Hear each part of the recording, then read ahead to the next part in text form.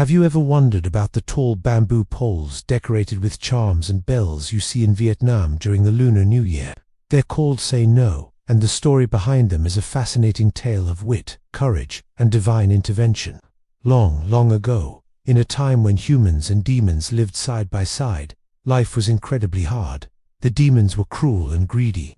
They had seized all the land and forced people to pay crushing tributes. Every year, after months of back-breaking labor, farmers would watch in despair as demons came and took almost everything they had grown, leaving them with just enough to scrape by. The people suffered terribly under this oppression, their spirits almost broken. One day, seeing the immense suffering of the people, the Buddha, in his infinite compassion, decided to step in and help them reclaim their lives and their land. He knew he couldn't fight the demons with force, as they were too powerful. Instead, he would use wisdom. The Buddha approached the desperate villagers and revealed his first plan. He told them, "Go to the demons and propose a new deal. Tell them you wish to rent land from them, and the size of the plot will be measured by the shadow of a single tree." The demons, being as foolish as they were greedy, heard this and laughed. They thought, a tree's shadow, how small could that be? Imagining a tiny patch of land, they readily agreed to the deal. Certain they had just tricked the humans once again, they couldn't wait to see the pitifully small piece of land the humans would get. But the Buddha had a brilliant trick up his sleeve. He didn't plant just any tree. He chose to plant banyan and bodhi trees. These are sacred trees known for their immense size and sprawling canopies. As the trees grew, their branches reached far and wide. When the sun rose in the morning, the shadow of a single giant banyan tree stretched for miles, covering vast fields and fertile plains. As the sun moved across the sky, the shadow swept across the land. According to the agreement, wherever the shadow touched, that land belonged to the humans. The demons watched in horror as huge swaths of their territory were legally turned over to the villagers, all because of a simple shadow. They were furious, realizing they had been completely outspurred. But a deal was a deal, and they couldn't go back on their word.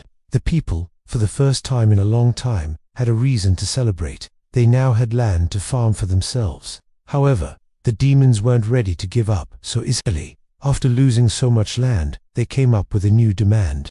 They told the humans that from now on, the tribute would not be a portion of the harvest, but a specific payment: rice. They thought this was a foolproof way to get what they wanted.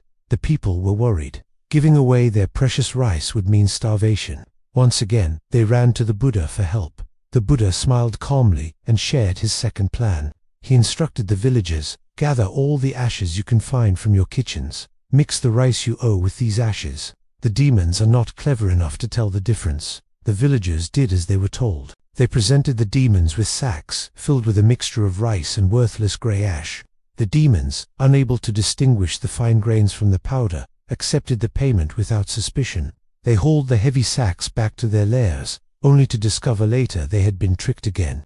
Meanwhile, the humans had safely kept most of their precious rice harvest, securing their food for the year. The demons were now beyond furious. They had lost their land and been tricked out of their tribute. Humiliated and vengeful, they decided on one final, cruel act. They stormed to the human villagers and declared, "If we cannot have your land or your food, we will take your homes. On the last day of this year, every human must vacate their house. We will move in and claim them as our own." This was the most terrifying threat of all. Losing their homes meant losing everything: their safety, their families, their last shred of dignity. A wave of panic swept through the villagers. Where would they go? How could they survive without shelter? In desperation, they rushed to find the Buddha one last time, their faces filled with fear. The Buddha listened patiently to their pleas. He knew this was the demons' final attempt to dominate them, and he had a plan to stop them for good. He told the people, "Do not be afraid. On the last day of the year, I want every household to find the tallest, straightest bamboo pole you can. Plant this pole firmly in the ground in front of your home. This will be your say no." He continued his instructions. At the very top of the pole, you must hang special items. Hang things that will ward off evil, like garlic or cactus branches. And most importantly, hang objects that make noise when the wind blows, things like seashells, small bells, or little brass gongs. When the wind rustles through them, the sound will travel far and wide. The people were confused.